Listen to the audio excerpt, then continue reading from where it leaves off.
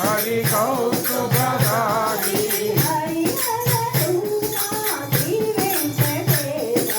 हरिहर रूप श्री वेंकटेश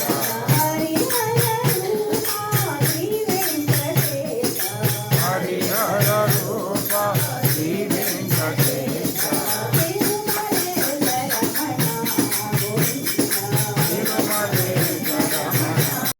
మా సూర్యారావు మాస్టర్ గారికి స్వామి తరఫున సాయిరాం చెప్తున్నాను.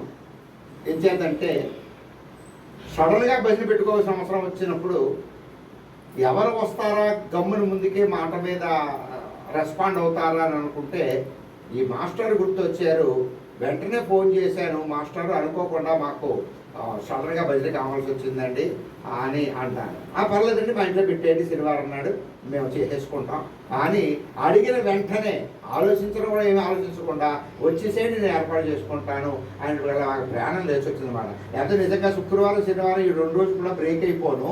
పాపం రామకృష్ణ గారు చూస్తున్నారు కదా, ఏరియాలో తిరుగుతున్నారు. అనుకోకుండా వాళ్ళ ఫాదర్కి కొంచెం సీరియస్గా ఉండి మైక్ సెట్ అంతా మందిరంలో పెట్టేసి నేను వెళ్ళిపోతున్నా అని చెప్పి వెళ్ళిపోతే అప్పటికప్పటికి ఏం చేయాలో అర్థం కాలేదు. వెంటనే ఫోన్ ఎవరికి కొట్టాలి అంటే ఈయన గుర్తుకొచ్చాడు. వెంటనే యాక్సెప్ట్ చేసి ఆయన మనకి ఈరోజు అవకాశం ఇచ్చారు.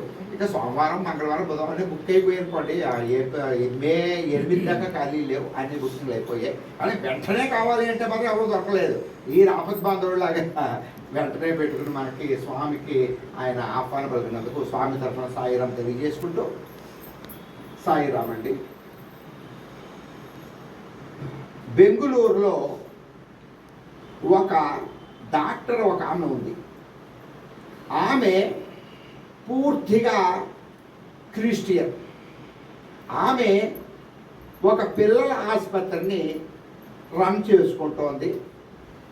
ఆవిడ ఎంత పక్కా క్రిస్టియన్ అంటే వివాహం మానేసి ఒక నన్నగా తయారైపోయి యేసుక్రీస్తు యొక్క సేవ, పిల్లల సేవ, ఈ 2 సేవలే జీవిత ధ్యేయంగా పెట్టుకుని జీవిస్తోంది బెంగుళూరులో ఆవిడ దగ్గర ఉన్న మరొక సుగుణం ఏమిటంటే ఎవరైనా పెద్ద వాళ్ళు ఫోన్ చేసి అమ్మ ఒకసారి మా ఇంటికి రండి, ఏదో వైద్య సర్వీస్ అవసరం అయింది అని చెప్తే ఆవిడ డోర్ టు డోర్ సర్వీస్ కూడా చేసేటువంటి ఉత్తమరాలు అన్నమాట. హాస్పిటల్లో మెయింటైన్ చేస్తుంది.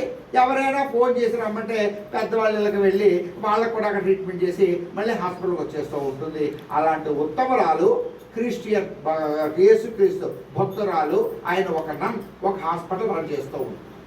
ఇలా ఉండగా ఒకసారి ఆ హాస్పిటల్కి 2 పిల్లలు 9 ఏళ్ళు 10 ఏళ్ళు వయసు ఉన్నటువంటి 2 పిల్లలు జ్వరంతో బాధపడుతూ ఆవిడ హాస్పిటల్కి వచ్చారు.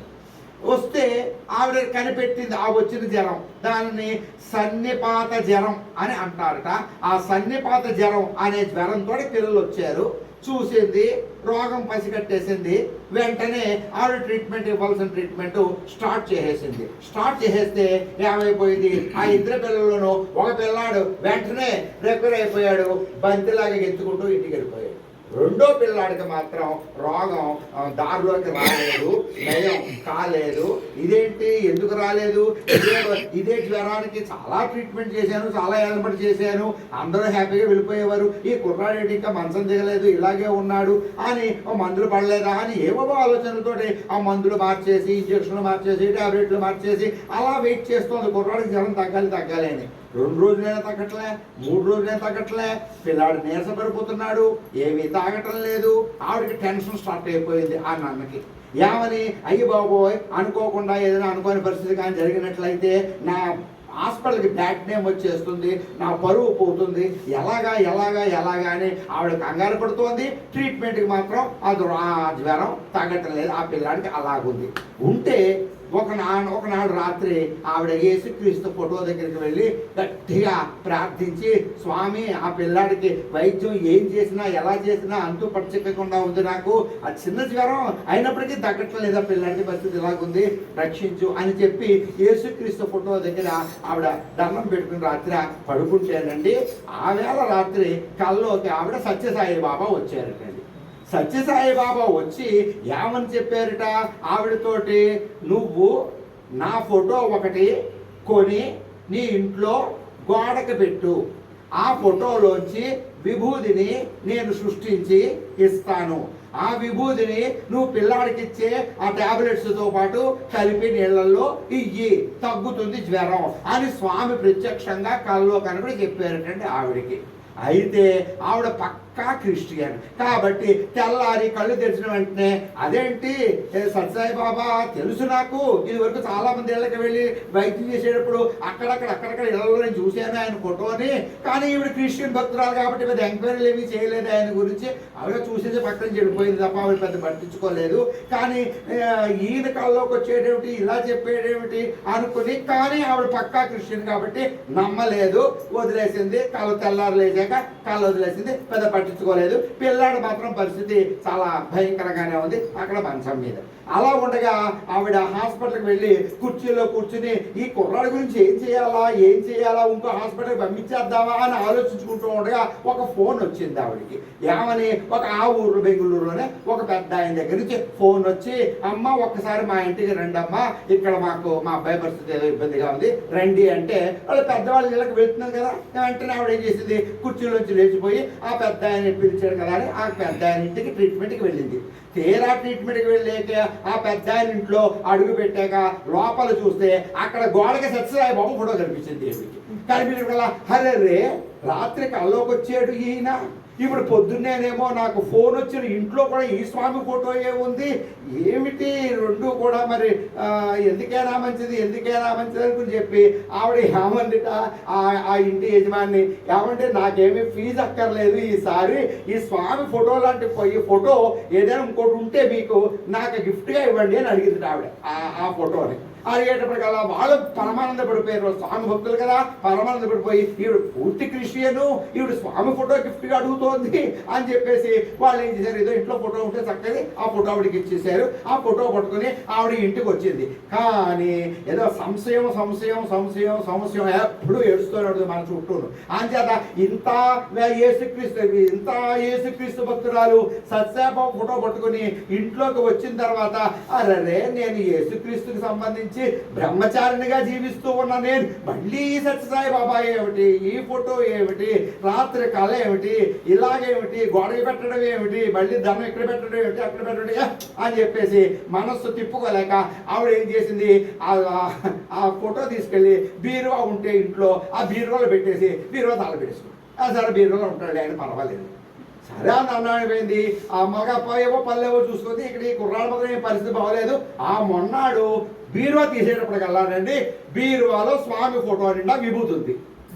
అప్పుడు ఆవిడకి బుర్ర తిరిగిపోయింది. నా కళ సగం రైట్ అయింది.